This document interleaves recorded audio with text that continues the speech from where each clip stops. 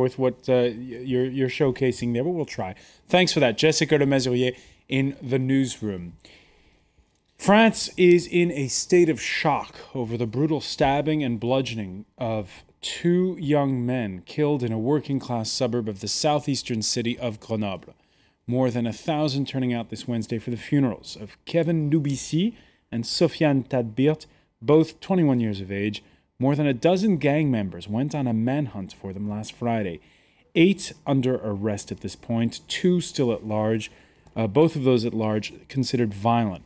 It started with a wrong look outside a high school and led to a visit by the new French president, François Hollande, who's been trying to distance himself from the law and order platform of his conservative predecessor, Nicolas Sarkozy. Who the left feel further stigmatized citizens from what they call le banlieue, the suburbs, France's working-class suburbs, where the last big riots were in 2005. Remember them? They made international news. What's happened since to bring the alienated youths of those suburbs into the fold? Are they becoming more violent? And how much effort do you devote to prevention? How much to punishment? Today in the France 24 debate, we're looking at the massacre in Grenoble, and with us to talk about it is France 24's Salima Belhaj, who's with us. Hello, Salima. Hello. Attorney Tony Kennebrew is with us. Hello. Tony, who lives in the pretty rough neighborhood in Le Blanc-Ménil. Le Blanc-Ménil, in north. the 93, in the 93, there's the 93 arrondissement of France, outside of Paris. That's right. And where the youths are there, and I try to help them out as often as I can. All right. So usually we're talking intellectual property with you. Today we're going to be talking about intellectual property, criminal law. A different topic. Right. With us, Charles Gianovich of the opposition now, Conservative UMP Party, and Laura Slimani of the Socialist Party. Welcome back to both of you. The France 24 debate, where you can always weigh in on the conversation on Facebook and on Twitter. You can find us at François F24. More than a dozen suspects at first, all from the same housing project, some underage. They went on a manhunt and bludgeoned one of the victims with a hammer, stabbed the other at least 7 times. This happened last Friday night. They also had a pit bull, but the prosecutor said that he told reporters the dog was less violent than the men. Salima Belhaj, this story has really shocked the French. It's like the youngs, it doesn't control their violence. As you said in your introduction, it's the matter of a bad look that started in front of the high school, and then it's like, okay, we are going to solve this problem out of the high school, and then it's increasing. It starts with 2 people, then 15 people, and they don't control themselves. Like, we are going to bring pit bulls, guns, anything that can hurt people. And they doesn't understand that it will hurt and that it can kill, actually.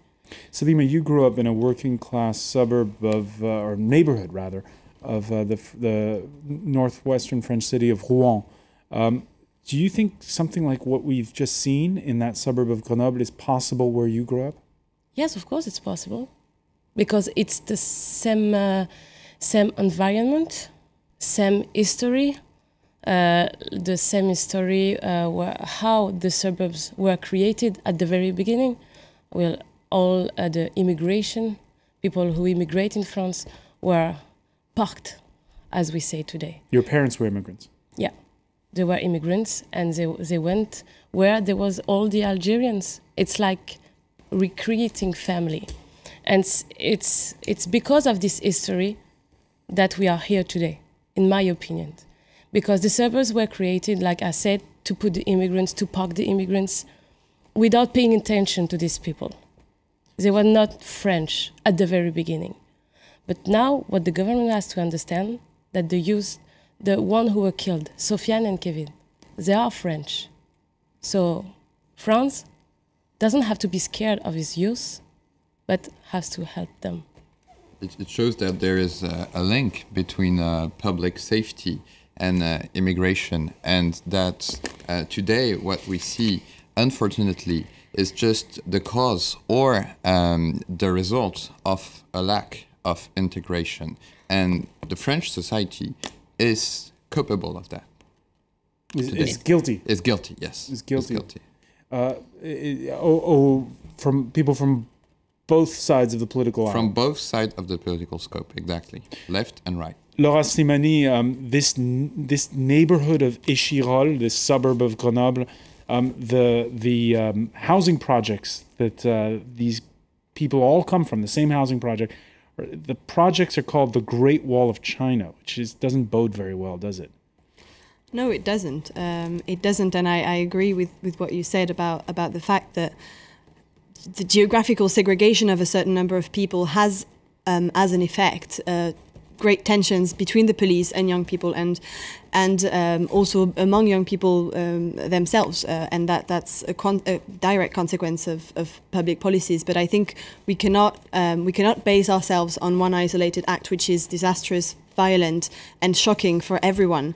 To create our security policy, and what the left wants to do now, and what François Hollande has shown, is that his speeches and everything he says and everything he is going to do is so as to put the Republic back into these territories and to put social cohesion and respect, among people back into these areas, because we cannot accept for people not to have access to public services there, not to have access to proper education, and not to have access to the police also, which has disappeared from these areas. So I think it's important to say that the act was violent and concerns everyone. Now it's important that the police does its job and justice as well, and for us to think about what the right security policy is and not what the direct consequence can be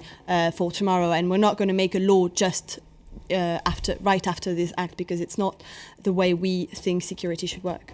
On Tuesday, more than 10,000 turned out for a silent march in that suburb of Grenoble. 10,000 is a huge number for such a small town like that one. The families of those two young men, those two young men with clean rap sheets, they had promising futures. The families appealing for calm, naturally though, shocked and bitter. They took away my friend and my brother, although they were two great kids. Now courts must do their job. They have to go to jail, that's all. They're animals, they belong in a cage. It's a feeling of anger, but not of revenge. Neither in my mind nor in the children's mind. 21 years of a life gone, for nothing. Now this example must be useful, and it should not happen again, please. Tony Kennebrew, what will be the upshot of this story at the end of the day? Well, right now, the police are investigating the situation. There are, I believe, more than 13 youth who are being questioned by the police. Some have been released. Some of them right now. Right now. I even heard today that one of the suspects, in fact, turned himself in today. So this is a developing story, and the story will get. Hopefully, the French government will be able to the police will be able to get to the end to what's going on. Justice has to be served. What has happened is very, very unfortunate. The violence that we see in these suburban cities in France is just uncalled for. I heard some of the speakers here talk about the police being more present. Sometimes I wonder whether or not if the police should actually be even more present, because it seems to me what I see here in France and what I hear from most of the youth is that the police are constantly harassing them and provoking them. And in fact, where I live in the Blomini, which is a wonderful city, a lot of people outside of Paris says that the Blomini, oh, you live in the Blomini, it must be really dangerous. Well, the Blomini is not a dangerous city. The youth there are normal youth. And this is one of the reasons why the youth have this type of reaction, because there's this negative priority, this negative prejudice against the youth in these suburban cities. The police have also a role to play, a positive role, not a role of inciting the youth. Sometimes when I walk through the streets in the Blomini or in any other city outside of Paris, I'm stopped by the police, and the fact that the way that they stopped me was completely illegal, and I informed them that it was illegal. Then I showed them that I'm a lawyer, and then they say, well, you're an American, the law is not the same. I said, look, I did my degree here in France. I'm a lawyer on the Paris bar, and what you just did was wrong. And then, they start getting really, really upset. The police are constantly harassing the youth. The youth come to me. They say, Maître Kinibru, what can I do? The police do they have the right to stop us this way? And I tell them, the police do not have this right to do this. So what happened a few days ago? But at the same time, there's a lot of people who complain, saying, "How come there's kids dealing drugs in the lobby of my building? Why aren't there more police?" That's a very good question. In fact, many of the kids that I've been living outside of in the banlieue of Paris for about 4 years now, and many of the kids they start off saying they'll never get into drugs, and eventually they all get into drugs, selling drugs. There's a problem with unemployment. There's also a problem with the addresses of these kids. If they write in their curriculum vitae, on their resume, that they're from the 93, they will not get a job. They will not get a job. 93 being that northern suburb the of northern Paris. suburb of Paris, or any of the other suburbs, the 94, or the 95, or the 91, all the 90s. And once you put a 90 on your resume, you will not be on your called. postal code. Exactly. So there's a lot of frustration and anger. All right, you're not going to be pleased, though, with what the Interior Minister said. He is himself the mayor of a Paris area working-class suburb. He accompanied the president Monday to that suburb of Grenoble. His answer is to send in more police. Je viens de rencontrer le procureur général. I have just met the public prosecutor and the investigators, who, of course, are all doing exceptional work. Qui ont conscience. They are aware that justice must be found after this tragedy, this crime, this massacre, because Kevin and Sofiane were indeed brutally murdered. And there will be, it goes without saying, more means deployed, especially for urban security, where there is a need.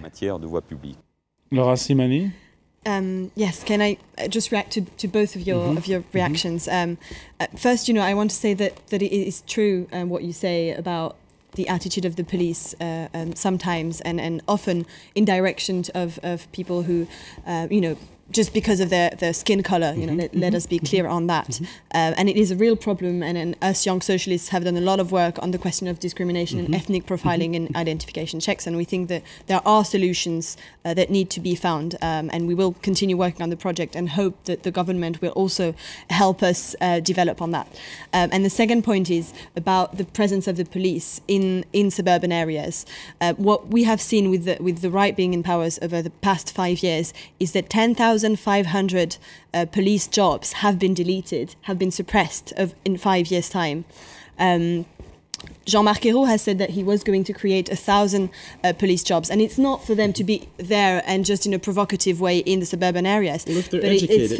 it's for them to be there as a presence of daily safety, Right, and but the police also has to be has to be trained for this, and I think that they're putting police officers who are not trained to dealing with these youth, so they provoke them. I was at a train station, a metro stop, and I saw the police actually round up young kids that are like 10 to 15 years old, took off their hats, walked on their hats. Okay, now I didn't want to go across the street and say, hey, look, I'm a lawyer, I just saw what you did, this is wrong. These are the things that are happening all the time. And it doesn't surprise me that maybe the anger of the killing of Kevin, the unfortunate killing of Kevin and Sofiane, that was probably a part of the anger of the youth. And maybe that was a really big mistake.